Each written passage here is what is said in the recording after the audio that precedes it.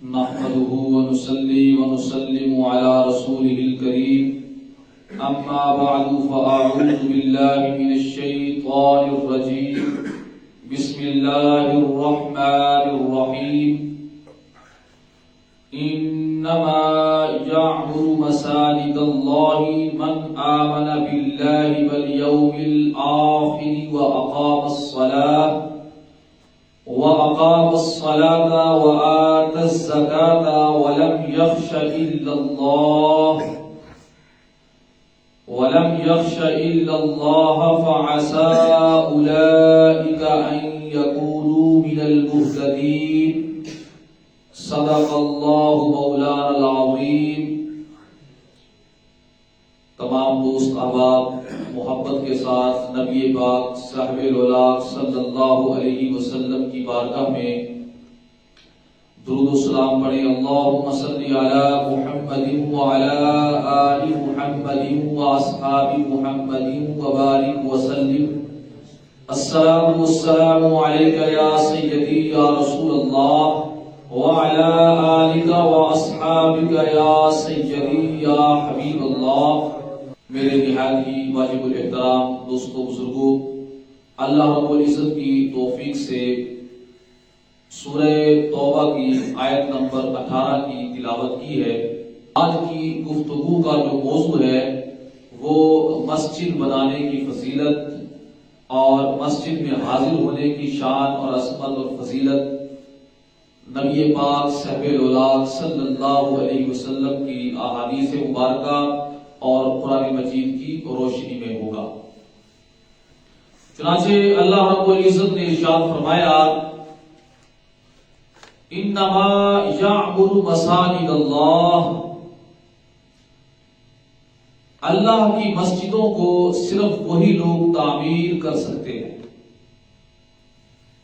من آمن باللہ والیوم الآخر، جو اللہ پر اور آخرت کے دن پر ایمان رکھتے ہیں، وَأَقَامَ الصَّلَاةَ اور نماز قائم کرتے ہیں، وَآتَى الزَّكَاةَ اور زکوٰۃ ادا کرتے ہیں، وَلَمْ يَخْشَ إِلَّا اللَّهَ اور اللہ کے علاوہ کسی سے نہیں ڈرتے، فَعَسَىٰ أُولَٰئِكَ أَن يَكُونُوا مِنَ الْمُهْتَدِينَ، پس ان قریب یہی وہ لوگ ہیں جو ہدایت یافتہ لوگوں میں ہوں گے۔ تو اس آیت کریمہ پہ غور کریں تو اللہ رب العزت نے مسجد بنانے والے جو لوگ ہیں ان کی چند نشانیاں بیان فرمائیں، اور ساتھ یہ بھی فرما دیا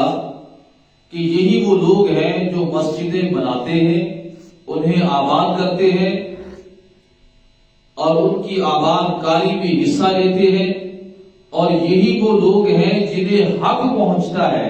کہ وہ اللہ کے گھر بنائیں۔ ان کے علاوہ جو لوگ ہیں نہ تو انہیں حق پہنچتا ہے کہ وہ مسجدیں بنائیں، نہ انہیں یہ حق پہنچتا ہے کہ وہ مسجدوں کی نگرانی کریں۔ جو لوگ مسجدیں بنانے والے ہیں یا جو بنا سکتے ہیں ان کی نشانیاں اللہ رب العزت نے اس آیت کریمہ میں بیان فرما دی۔ پہلی نشانی یہ بیان فرمائی من آمن باللہ، اللہ پہ ایمان، یعنی وہ شخص ہی مسجد بنا سکتا ہے جس کا اللہ رب العزت پر ایمان ہو۔ جس کا اللہ رب العزت پر ایمان نہیں ہے اس کے لیے مسجد بنانا جائز نہیں ہے۔ مثلا کافر جو ہے وہ مسجد نہیں بنا سکتا ہے، اور نہ ہی کوئی عبادت گاہ بنا کر اس کا نام مسجد رکھ سکتا ہے۔ یہی وجہ ہے کہ وہ لوگ جو نبی پاک صاحب الاولاق صلی اللہ علیہ وآلہ وسلم کو آخری نبی نہیں مانتے ہیں تو انہیں قرآن و حدیث کی روشنی میں کافر قرار دیا گیا، یعنی وہ کافر ہیں، وہ نبی پاک صلی اللہ علیہ وسلم کی ختم نبوت کا انکار کرتے ہیں۔ تو اب اگر وہ یہ کہیں کہ ہم مسجد بنائیں گے یا مسجد میں عبادت کریں گے تو پاکستانی قانون کے مطابق بھی انہیں مسجد بنانے کی اجازت نہیں ہے، کیونکہ اللہ رب العزت نے فرمایا کہ مسجدیں صرف وہی لوگ بنا سکتے ہیں جن کا اللہ پہ ایمان ہے، جن کا اللہ پہ ایمان ہے۔ اور دوسری یہ کہ مسجد اللہ کی عبادت کے لیے ہے، اور وہی شخص ہی مسجد بنائے گا جو اللہ کی عبادت کرتا ہو، اللہ پہ ایمان رکھتا ہو۔ دوسرا فرمایا والیوم الآخر، اور آخرت پر جس کا یقین ہوگا وہی مسجد بنا سکتا ہے۔ اس لیے کہ کوئی شخص جب عبادت کرتا ہے تو عبادت کرنے کا کوئی نہ کوئی مقصد ہوتا ہے، کوئی نہ کوئی محرک ہوتا ہے۔ تو جس کا آخرت پہ ایمان ہی نہیں ہے تو وہ مسجد کیوں بنائے گا؟ مسجد وہی بنائے گا جو آخرت میں اللہ تعالیٰ کے حضور ثواب کی امید رکھتا ہے، اللہ کے انعامات کی امید رکھتا ہے، وہی مسجد بنا سکتا ہے۔ تیسرا فرمایا کہ وہ اقام الصلاۃ، جو لوگ نماز قائم کرتے ہیں، تو پتہ چلا جو بے نمازی ہے وہ بھی مسجد نہیں بنا سکتا ہے، کیونکہ مسجد بنانے کا مقصد ہی نماز پڑھنا ہے، اور جو بے نمازی ہے وہ نہ مسجد بنا سکتا ہے اور نہ مسجد کی نگرانی کر سکتا ہے۔ بہت سارے یہ جو کفار تھے، مشرکین تھے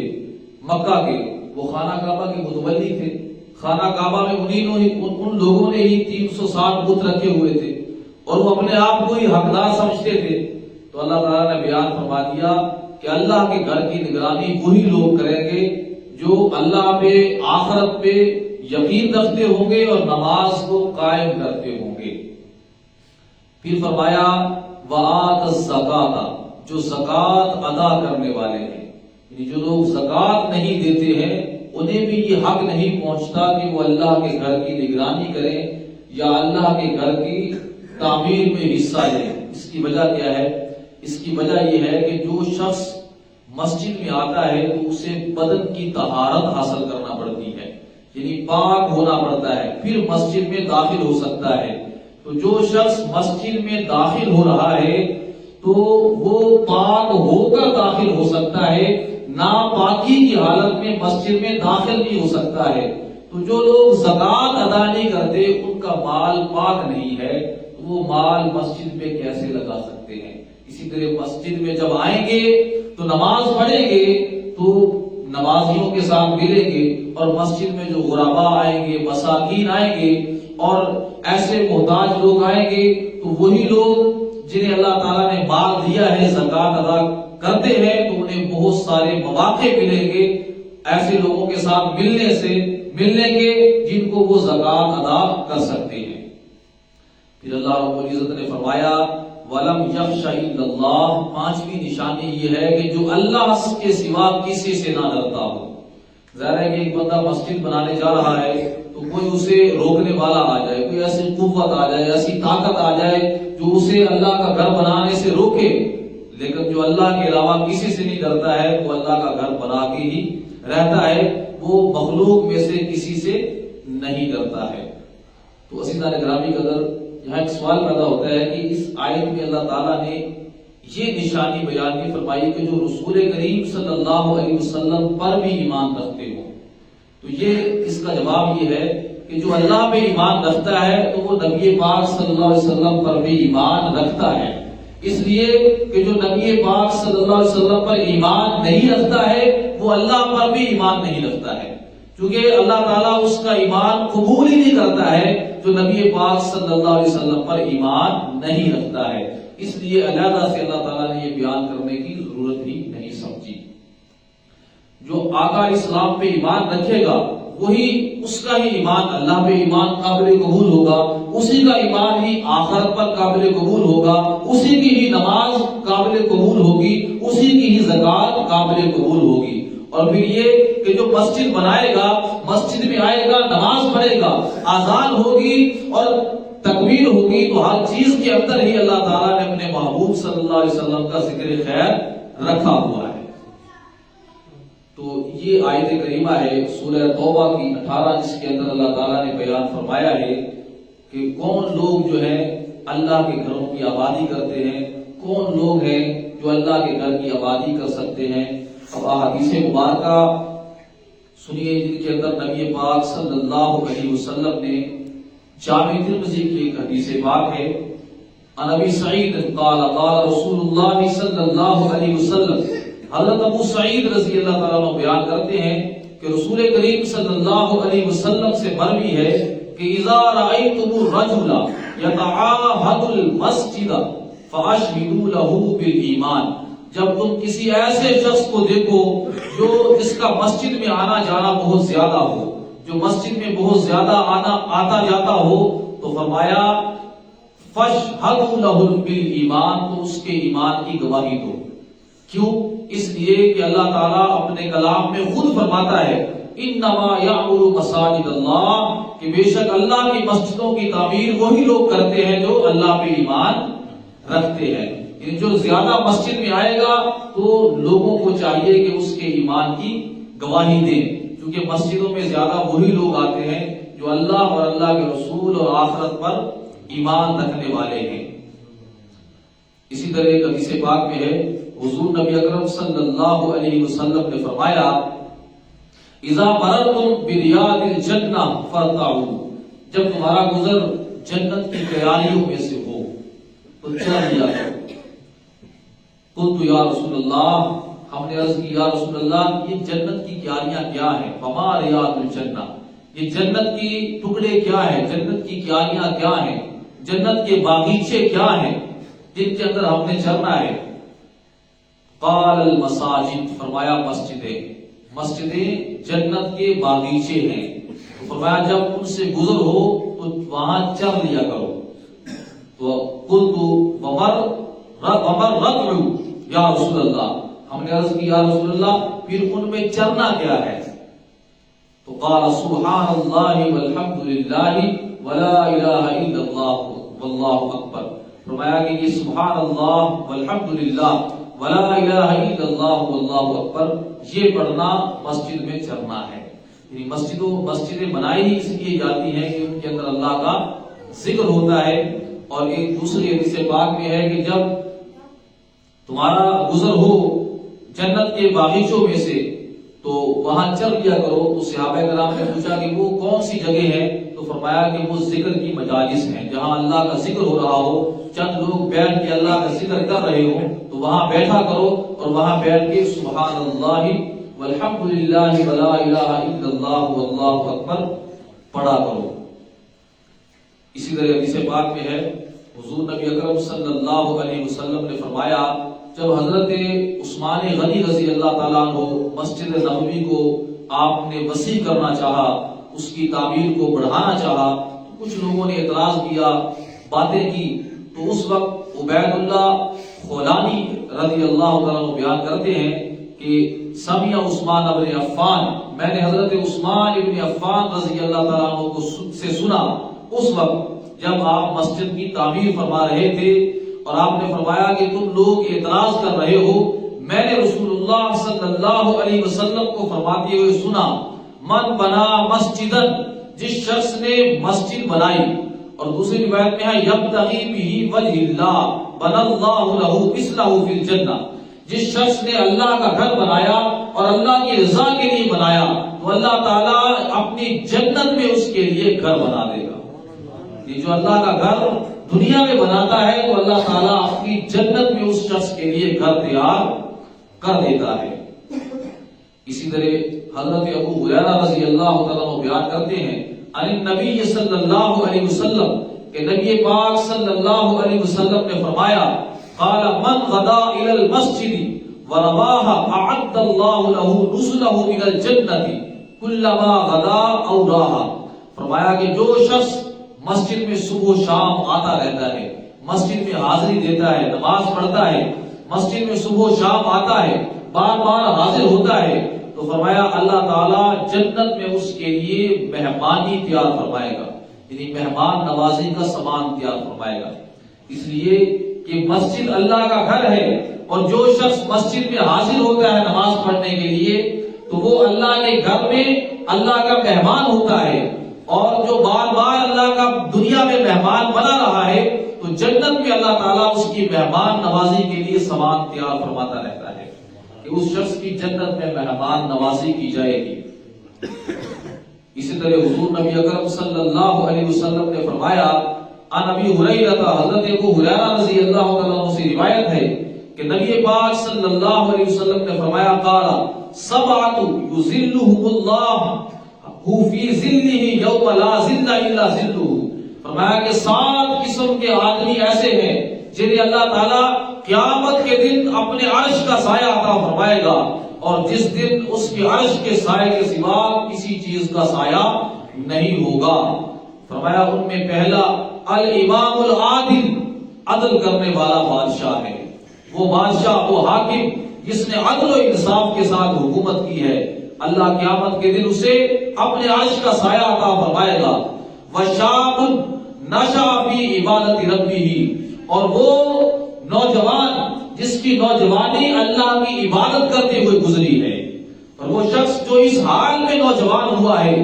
کہ اللہ کی عبادت کرتے ہوئے نوجوان ہوا ہے، اسے اللہ قیامت کے دن اپنے عرش کا سایہ عطا فرمائے گا۔ وَرَجُلٌ قَلْبُهُ مُعَلَّقٌ فِي الْمَسَاجِدِ، اور تیسرا وہ شخص جس کا دل مسجدوں میں لگا رہتا ہے، مسجد میں ہی اس کا دل لگا رہتا ہے، کہ جب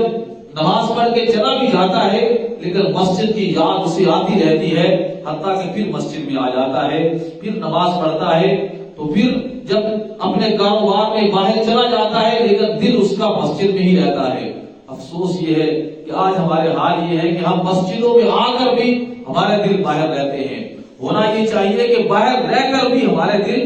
مسجدوں میں رہے، حتیٰ کہ ہماری پوری زندگی ہی مسجد کے ساتھ محبت کرتے ہوئے گزر جائے۔ لیکن افسوس یہ ہے کہ آج کے دور میں مسجدیں خالی ہو چکی ہیں، نماز کے ذریعے مسجد کو آباد کرنا ہے اور نمازی ہمیں ملتا ہی نہیں ہے۔ مسجدوں کے اندر 2 3 5 7 آدمی ملتے ہیں، حالانکہ اتنا بڑا گاؤں ہے، اتنے لوگ رہنے والے ہیں، انہیں چاہیے کہ وہ مسجد میں آئیں اور مسجد کو آباد کریں اللہ کے ذکر کے ساتھ، اللہ کی عبادت کے ساتھ، تاکہ اللہ تعالیٰ ان کے گھروں پر بھی اپنی رحمت نازل فرمائے، دنیا میں بھی وہ کامیاب ہوں گے اور آخرت میں مسجد کے ساتھ محبت کرنے کی وجہ سے اللہ تعالیٰ اپنے عرش کا سایہ انہیں عطا فرمائے گا۔ پھر فرمایا کہ وَرَجُلَانِ تَحَابَّا فِي اللَّهِ اجْتَمَعَا عَلَيْهِ وَتَفَرَّقَا عَلَيْهِ، وہ 2 آدمی جو کسی جگہ جمع ہوئے تو جمع ہونے کا صرف مقصد ان کے ملنے کا اللہ کی رضا تھی، اللہ کی محبت کی وجہ سے جمع ہوئے، اور اگر الگ ہوئے تو وہ بھی اللہ کی محبت کی وجہ سے الگ ہوئے، اللہ انہیں اپنے عرش کا سایہ عطا فرمائے گا۔ اور پھر فرمایا کہ وَرَجُلٌ طَلَبَتْهُ رَغَةٌ ذَاتُ مَنْصِبٍ وَجَمَالٍ، پھر وہ نوجوان جسے نوجوان عورت نے اپنی طرف بلایا، جو حسن و جمال والی بھی تھی اور مالدار بھی تھی، مگر اس نوجوان نے جواب میں کہا انی اخاف اللہ، میں تو اللہ سے ڈرنے والا ہوں، اللہ سے ڈرتا ہوں، تیری خواہش پوری نہیں کر سکتا۔ اللہ اسے بھی قیامت کے دن اپنے عرش کا سایہ عطا فرمائے گا۔ وَرَجُلٌ تَصَدَّقَ أُخْفَى حَتَّى لَا تَعْلَمَ شِمَالُهُ مَا تُنْفِقُ يَمِينُهُ، حتیٰ کہ وہ شخص جس نے اللہ کی راہ میں صدقہ کیا اور اس طرح صدقہ اس نے خفیہ طور پر، پوشیدہ طور پر کیا کہ دائیں ہاتھ سے کیا مگر بائیں ہاتھ کو بھی خبر نہ ہوئی، تو اسے بھی اللہ تعالیٰ قیامت کے دن اپنے عرش کا سایہ عطا فرمائے گا۔ اور 7واں وہ شخص وَرَجُلٌ ذَكَرَ اللَّهَ خَالِيًا، تنہائی میں بیٹھ کر اللہ کو یاد کر رہا تھا، اور یاد کرتے کرتے فَفَاضَتْ عَيْنَاهُ، اس کی آنکھوں میں آنسو بھر آئے، یعنی تنہائی میں اللہ کو یاد کرتے ہوئے اس کی آنکھوں میں آنسو جاری ہو گئے، تو اس شخص کو بھی اللہ تعالیٰ قیامت کے دن اپنے عرش کا سایہ عطا فرمائے گا۔ عزیزان گرامی قدر، یہ تو آپ نے فضائل مسجد کے سنے، مسجد کے اندر آنے کی فضیلت سنی، اور ایک حدیث پاک میں آقا علیہ السلام نے فرمایا کہ جو شخص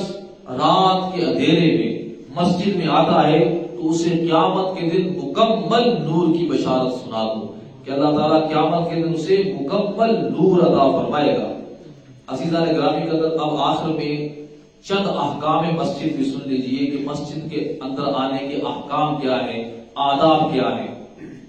حضور نبی اکرم صلی اللہ علیہ وسلم نے فرمایا اذا دخل احدکم المسجد فلیسلم، جب تم میں سے کوئی شخص مسجد میں داخل ہو تو اسے چاہیے کہ پہلے مجھ پر درود پاک پڑھے، فلیقل اللہم افتح لی ابواب رحمتک، اور پھر کہے اے اللہ میرے لیے اپنی رحمت کے دروازے کھول دے۔ اور فرمایا وَإِذَا خَرَجَ أَحَدُكُمُ الْمَسْجِدَ، تم میں سے جب کوئی شخص مسجد سے باہر نکلے تو فَلْيُسَلِّمْ، اسے چاہیے کہ مجھ پہ سلام کہے، اور فَلْيَقُلْ، اور پھر کہے اللہم انی اسألک من فضلک ورحمتک، یہ مسجد میں سے نکلتے وقت دعا پڑھے گا کہ اے اللہ میں تجھ سے سوال کرتا ہوں تیرے فضل کا اور تیری رحمت کا۔ اور حضور نبی اکرم صلی اللہ علیہ وسلم نے فرمایا جب تم میں سے کوئی شخص مسجد میں داخل ہو تو اسے چاہیے کہ مسجد میں بیٹھنے سے پہلے 2 رکعت نماز پڑھ لے، اسے ہم تحیۃ المسجد کہتے ہیں۔ عام طور پہ ہم اس میں بہت زیادہ سستی کرتے ہیں، یعنی مسجد میں بیٹھنے سے پہلے 2 رکعت نماز پڑھنا ضروری ہے، یعنی اتنا ٹائم آپ کے پاس ہے کہ آپ 2 رکعت پڑھ سکتے ہیں تو بیٹھنے سے پہلے ضرور 2 رکعت نماز مسجد میں پڑھنی چاہیے۔ حتیٰ کہ امام تقریر بھی کر رہا ہے، جیسے کہ آپ تقریر کر رہا ہوں، کوئی شخص باہر سے آیا ہے اسے بھی چاہیے کہ وہ 2 رکعت پڑھے نفل، اور اس کے بعد بیٹھ کے بیان سنے۔ کیوں؟ اس لیے کہ میرے اور آپ کے آقا علیہ السلام نے فرمایا جب ایک شخص مسجد میں آیا اور آقا علیہ السلام خطبہ ارشاد فرما رہے تھے تو آقا علیہ السلام نے اس سے پوچھا کہ کیا تم نے 2 رکعت نماز پڑھ لی ہے؟ اس نے عرض کی یا رسول اللہ نہیں۔ تو آقا علیہ السلام نے فرمایا کہ پہلی 2 رکعت نماز پڑھو اور پھر بیٹھ کے خطبہ سنو۔ جب آقا علیہ السلام کا خطبہ سننے سے پہلے 2 رکعت نماز پڑھنا جائز ہوئی تو پھر ہم کیا ہیں خطبہ دینے والے اور واعظ کرنے والے؟ تو اس لیے بہتر یہی ہے کہ وہ 2 رکعت نماز نفل پڑھے اور اس کے بعد بیٹھ جائے۔ اسے تحیۃ المسجد نماز کہتے ہیں، 2 رکعت نماز تحیۃ المسجد۔ اس طرح حضور نبی اکرم صلی اللہ علیہ وسلم نے فرمایا کہ جس نے اس بدبودار درخت سے کھایا ہو، جس شخص نے بدبودار کوئی چیز کھائی ہوئی ہو، مثلا لہسن وغیرہ ہے، پیاز وغیرہ ہے، یا سگریٹ پی ہوئی ہے، یا کوئی بھی تمباکو نوشی کی ہے، یا ایسی چیز اس نے کھائی ہوئی ہے کہ اس کے منہ سے بدبو آ رہی ہے، یا اس نے ایسا کام کیا ہے جس کی وجہ سے اس کے کپڑوں سے بدبو آ رہی ہے، تو فرمایا کہ وہ ہماری مسجدوں کے قریب نہ آئے، یعنی اسے چاہیے کہ پہلے بدبو کو دور کرے اپنے آپ سے، پھر مسجد میں آئے، کیونکہ جس چیز سے انسانوں کو تکلیف پہنچتی ہے اس چیز سے فرشتوں کو بھی تکلیف پہنچتی ہے، یعنی اگر وہ بدبو لے کر آئے گا تو فرشتوں کو تکلیف پہنچے گی۔ اسی طرح حضور نبی اکرم صلی اللہ علیہ وسلم نے فرمایا جب تم کسی شخص کو مسجد میں خرید و فروخت کرتے ہوئے دیکھو، کہ کوئی شخص مسجد میں کھڑا خرید و فروخت کر رہا ہے، جب وہ اعلان کر رہا ہے کہ میری فلاں چیز ہے خرید لو آگے، جیسے آج کل پورا روٹین بنا ہوا ہے کہ جو بھی تاجر آتا ہے وہ مسجد میں اعلان کرتا ہے اپنی خرید و فروخت کا، تو آقا علیہ السلام نے فرمایا جب مسجد میں کھڑے ہو کر تم کسی شخص کو دیکھو کہ وہ خرید و فروخت کا اعلان کر رہا ہے، خرید و فروخت کر رہا ہے، تو تمہیں چاہیے تم کہو اللہ تیری تجارت میں نفع نہ دے، یعنی اسے بددعا دو کہ اللہ تعالیٰ تیری تجارت میں نفع نہ دے، اس لیے کہ مسجد اللہ کے ذکر اور اللہ کی یاد اور فکر کے لیے بنی ہے، اور تو وہاں تجارت کا اعلان کر رہا ہے اور اپنا خرید و فروخت کر رہا ہے۔ اور پھر فرمایا کہ جب تم دیکھو کہ کوئی شخص مسجد میں اپنی گم شدہ چیز تلاش کر رہا ہے اور اس کے لیے چلا رہا ہے کہ میری فلاں چیز گم ہو گئی ہے، جیسے آج کل جی بکری گم ہو گئی ہے، فلاں کا گدھا گم ہو گیا ہے، فلاں کا کتا گم ہو گیا ہے، جی فلاں کا یہ ہو گیا ہے وہ ہو گیا ہے، مسجد کے اسپیکر میں اعلان کیا جاتا ہے، تو فرمایا کہ تمہیں چاہیے تم کہو کہ اللہ تعالیٰ تیری چیز کو واپس نہ کرے، یعنی گم ہے تو گم ہی رہے، کیونکہ تو نے اللہ کے گھر میں آ کر یہ اعلان کیا ہے۔ پتہ چلا کہ مسجد میں اس طرح کے اعلان وغیرہ بھی نہیں ہونے چاہیے۔ اس کا صحیح حل یہی ہے کہ مسجد کے علاوہ باہر کوئی اسپیکر لگا ہو جو مسجد میں نہ ہو، وہاں جا کر اس طرح کے بھی اعلان بھی کرنا چاہے کروانا چاہے کر سکتے ہیں۔ بعض علماء کرام نے مسجد میں صرف چند اعلان جو ہے ان کی اجازت دی ہے، انہیں جائز سمجھا ہے، ان میں ایک تو فوت کا اعلان ہے یعنی کوئی بندہ فوت ہو گیا، کیونکہ انسان کی جو جان، انسان کی جان کی بہت زیادہ عزت ہے، حرمت ہے، اسی طرح اگر کوئی بچہ گم ہو گیا ہے تو اس کا اعلان بعض علماء نے جائز رکھا ہے، کیونکہ انسانی بچہ ہے، اس کی عزت و حرمت ہے، انسانی جان کا معاملہ ہے، تو اس طرح کا اعلان۔ باقی ذاتی نفع ہو، یعنی جس کے اندر ذاتی نفع ہو کہ اپنے نفع کے لیے اعلان کر رہا ہو، تو اسے آقا علیہ السلام نے اور تمام علماء کرام نے قرآن و حدیث کی روشنی میں ناجائز کہا ہے۔ اور اسی طرح مسجد کے اندر باتیں کرنا، شعر پڑھنا، پہلیاں کرنا، دنیاوی گفتگو کرنا، اس سے بھی آقا علیہ السلام نے منع فرمایا ہے۔ اور ایک حدیث پاک میں ہے، آقا علیہ السلام نے فرمایا کہ اپنے بچوں کو، یعنی جو ناسمجھ بچے ہیں جنہیں پاکی پلیتی کا بھی علم نہیں ہے یا شور کرنے والے ہیں، اپنے بچوں کو اور اپنی لڑائی جھگڑوں کو اور اپنی حدود کو اور اپنے خرید و فروخت کو مسجدوں سے دور رکھو، اور البتہ جمعے کے دن مسجدوں میں بہت زیادہ آیا کرو اور جمعہ کی نماز پڑھا کرو، اور اپنی مسجدوں کے دروازوں کے باہر اپنے وضو خانے بنایا کرو۔ تو اللہ رب العزت کی بارگاہ میں دعا ہے، چند باتیں مسجد کے احکام کے بارے میں اور مسجد کے فضائل کے بارے میں کی ہیں، اللہ تعالیٰ اسے اپنی بارگاہ میں قبول و منظور فرمائے اور اس پر ہمیں صحیح معنی میں عمل کرنے کی توفیق عطا فرمائے، آمین بجاہ